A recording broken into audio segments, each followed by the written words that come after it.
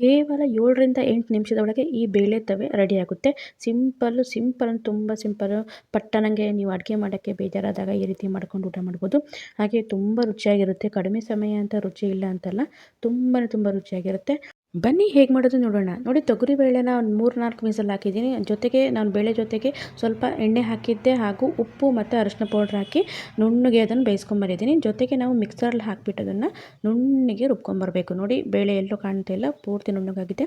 ಇವಾಗ ನಿಮಗೆ ಎಷ್ಟು ತೆಳ್ಳ ಬೇಕೋ ಅಷ್ಟು ತೆಳ್ಳ ಮಾಡ್ಕೊಳ್ಳಿ. ಇಷ್ಟು ನಾನು ತೆಳ್ಳ ಮಾಡ್ಕೊಂಡಿದ್ದೀನಿ. ಇದು ಅನ್ನಕ್ಕೆ ಮಾಡಿರುವಂಥದ್ದು, ಮುಂದಕ್ಕೂ ಕೂಡ ತುಂಬ ಚೆನ್ನಾಗಿರುತ್ತೆ. ಮತ್ತು ಸಿಂಪಲ್ ಏನಿಲ್ಲ, ಒಂದು ಒಗ್ಗರಣೆ ಹಾಕಿದ್ರೆ ಆಯಿತು.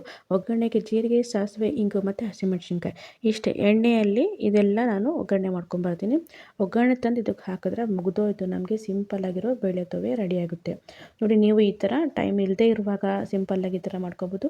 ಮತ್ತು ಟೇಸ್ಟ್ ಕೂಡ ತುಂಬ ಚೆನ್ನಾಗಿರುತ್ತೆ. ಬೇಗ ಆಯಿತು ಅಂತ ಹೇಳಿದ್ನಲ್ಲ, ಬೇಗ ಆಯಿತು ಅಂತಾಗೇನಿಲ್ಲ, ತುಂಬ ಚೆನ್ನಾಗಿರುತ್ತೆ. ನೀವು ಕೂಡ ಈ ರೀತಿ ಮಾಡ್ಕೊಳ್ಳಿ ಅಂತ ಹೇಳ್ತಾ, ಸಿಂಪಲ್ ರೆಸಿಪಿಗಳಿಗೆ ನಮ್ಮ ಚಾನಲ್ನ ಫಾಲೋ ಮಾಡ್ತೆ ಅಂತ ಹೇಳ್ತಾ, ಯಾಕೋ ಫೇಸ್ಬುಕ್ಕಲ್ಲಿ ನೋಡ್ತಿರೋರು ಹಾಗೂ ಸಬ್ಸ್ಕ್ರೈಬ್ ಮಾಡ್ಕೊಳ್ಳಿ, ಫೇಸ್ಬುಕ್ಕಲ್ಲಿ ನೋಡ್ತಿರೋರು ಫಾಲೋ ಮಾಡ್ಕೊಳ್ಳಿ. ನೋಡಿ, ಲಾಸ್ಟಿಗೆ ಸ್ವಲ್ಪ ಕೊತ್ತಂಬರಿ ಸೊಪ್ಪು ಹಾಕಿದ್ದೀನಿ. ಇದು ಆಪ್ಷನಲ್, ಹಾಕಿದರೆ ಚೆನ್ನಾಗಿರುತ್ತೆ. ನೋಡಿ, ಈ ರೀತಿಯಾಗಿ ನೀವು ಕೂಡ ಮಾಡ್ಕೊಳ್ಳಿ ಅಂತ ಹೇಳ್ತಾ, ನಮ್ಮ ಚಾನಲ್ ನೋಡಿದ್ದಕ್ಕೆ ತುಂಬ ಧನ್ಯವಾದಗಳು. ಹೀಗೆ ನೋಡ್ತಾ ಇರಿ, ಸಪೋರ್ಟ್ ಮಾಡ್ತಾರೆ ಅಂತ ಹೇಳ್ತಾ, ಜಾಸ್ತಿ ವಿಡಿಯೋ ಹಾಕಿದ್ದೀನಿ, ಎಲ್ಲರೂ ನೋಡ್ತಾ ಇದ್ದೀರಾ ಅಂತ ಅಂದ್ಕೊಳ್ತಾ ಧನ್ಯವಾದಗಳು. Thank you. ಬಾಯ್.